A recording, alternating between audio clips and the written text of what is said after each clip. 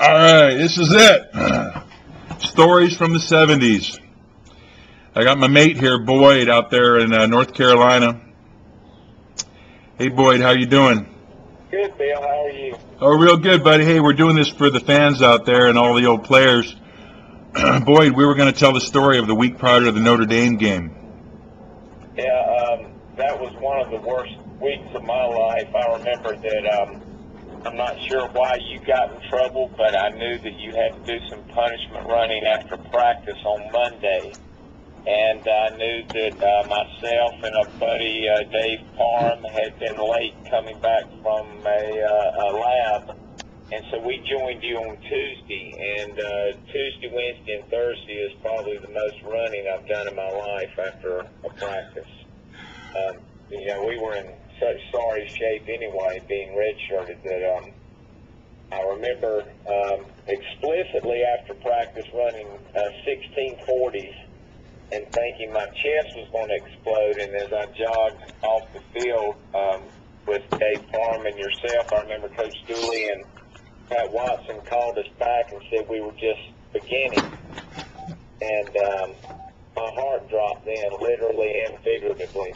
And he put us on the goal line and told us to sprint and forward roll every time we blew the whistle. And so I remember at some point growing up, and I remember at a later point not being able to move anymore, so Coach Watson would pick me up by the butt of my pants and then kick me in the butt to make me roll over and then grab me by the face mask, and we did this 13 lengths of a football field. And anybody that's been outside of Navy Field across from Boschhammer will remember that during this time, and this will kind of give you a chronicle line of what happened, they just planted these little red tips that were about 2 feet tall. And the band was warming up across the street, and as I came out, I collapsed and fell on one of the red tips. And Coach Dooley, anybody that plays for him, would recognize he came out with a cigarette, and Coach Watson, he said, "Hey, get your ass up off the red tip. Don't kill it." And when he did, I know that you come by and kind of laughed and helped me up. And anybody that goes out there today will see those red tips are about 30 or 40 feet tall. So it has been a long time, but that was probably one of the worst weeks of my life as far as physical conditioning goes. And I figured if we made it through that, we'd make it through anything. So we did a 2-hour practice, and then we did 16 40-yard dashes with the team, right? Right, and then we thought we called a break on Thursday because we actually practiced in the field in Keenan Stadium, and they wouldn't let us roll on the field because they were painting the field. So Coach Fletcher was given charge of doing our running that day since Dooley and Coach Watson had to go somewhere. So Coach Fletcher let us run every aisle of Keenan Stadium, lower and upper deck, twice. And then when we finished that, he put us on the track, and it was dark by then, and told us we could run 25 laps and we would be done, which, is more or less about 6 miles.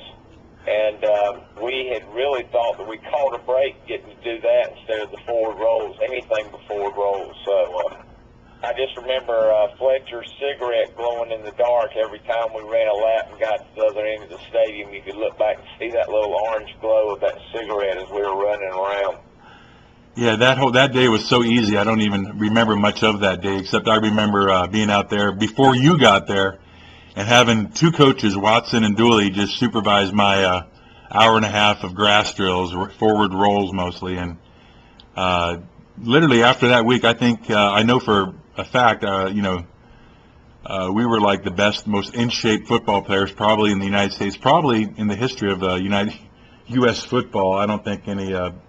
I don't know when it, Absolutely, and the only drawback for me was the vomit stain that never came out of my practice jersey the rest of the year. But I lost every lunch I had that week. But we did get in good shape. But I figured if they didn't run us off then, they never were going to. And it was looking back on it, it was a great memory. But at the time, it was just an absolute nightmare.